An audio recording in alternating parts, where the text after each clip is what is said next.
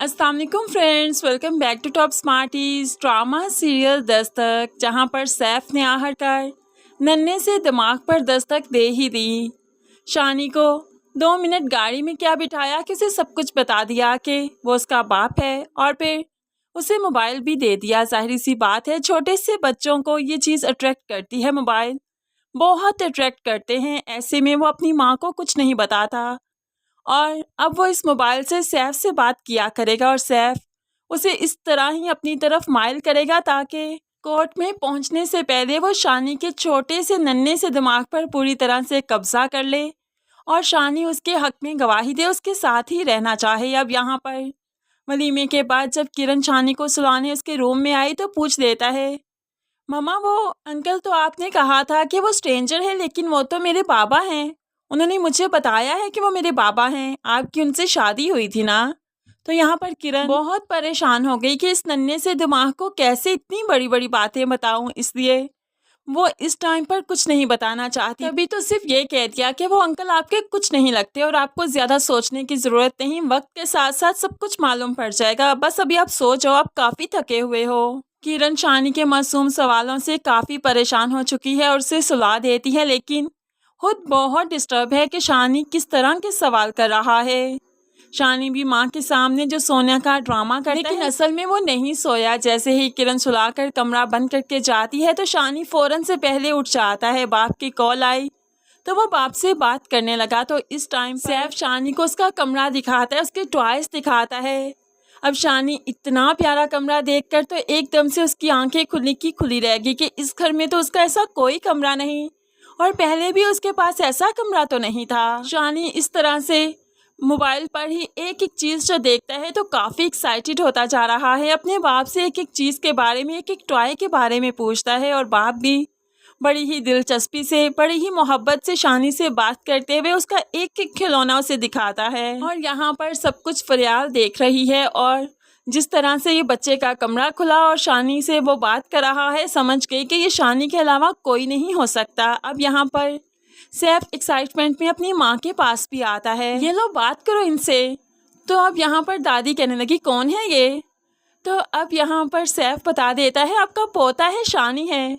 दादी की आंखों में तो मारे खुशी के आंसू आ गए। वो अपने पोते को देखकर बहुत खुश हुई।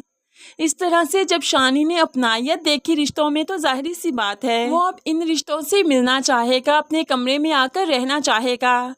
और ये सैफ की बहुत बड़ी और फिरोज साहिब की प्लानिंग ही तो थी कि शानी को कोर्ट में जाने से पहले सैफ से अवेयरनेस होनी चाहिए। सैफ के घर से, सैफ की मोहब्बत से उसे पता चलना चाहिए कि उसका बाप उसे कितना चाहता है। जाहिर सी बात है बच्चे को ये चीज़ें अट्रैक्ट करती हैं, और सैफ कामयाब होता जा रहा है। दूसरी तरफ किरण जो नहीं कुछ बता रही, तो किरण इस टाइम बहुत बड़ी गलती कर रही है, क्योंकि इस तरह से ही वो अपने बच्चे को खोने वाली है। वो सैफ के पास जाने वाला है। फरियाल एक घर में रहते हुए सब कुछ देख रही है। जैसे ही सैफ कमरे में आया, शानी से माँ की बात करवाई, शानी को कमरा दिखाया, ये सब कुछ भला फरियाल से कैसे बर्दाश्त होगा।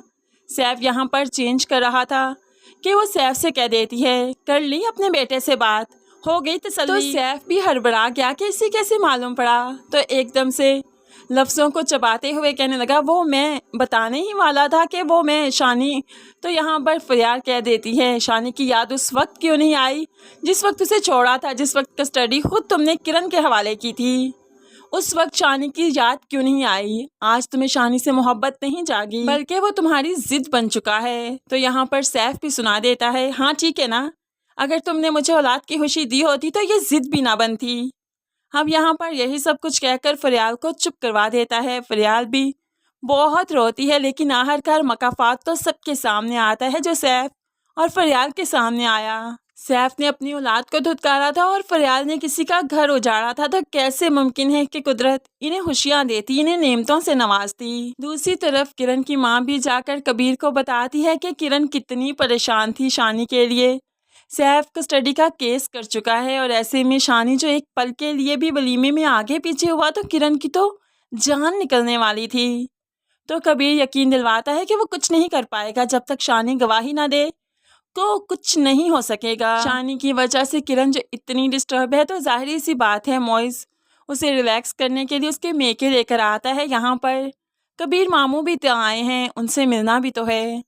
अब यहाँ पर वो मेके ला रहा था कि किरण की डिस्टर्बेंस बढ़ती जा रही है, लेकिन आप देखें तो शानी इन लोगों में इंटरेस्ट नहीं ले रहा। वो सिर्फ सोच रहा है तो अपने कमरे के बारे में, टॉयज़ के बारे में, अपनी दादी, अपने बाबा के बारे में।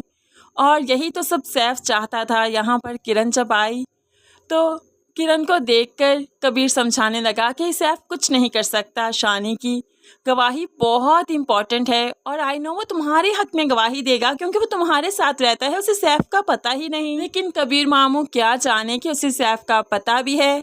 उसने अपना ददियाल, अपनी दादो भी देख ली, अपना कमरा भी देख लिया। अब यहाँ पर किरण के पास उसका रहना मुश्किल हो चुका है क्योंकि किरण जिस घर में रहती है फिरोज साहिब के साथ रहती है, तो यहाँ पर शानी फिरोज साहिब के साथ बिल्कुल भी रिलैक्स नहीं। इसलिए वो यही चाहेगा कि वो अपने बाप के पास जाए। जब बाप के पास जाकर क्वालिटी टाइम गुजारेगा तो जाहिर सी बात है वो किरण के पास नहीं आना चाहेगा।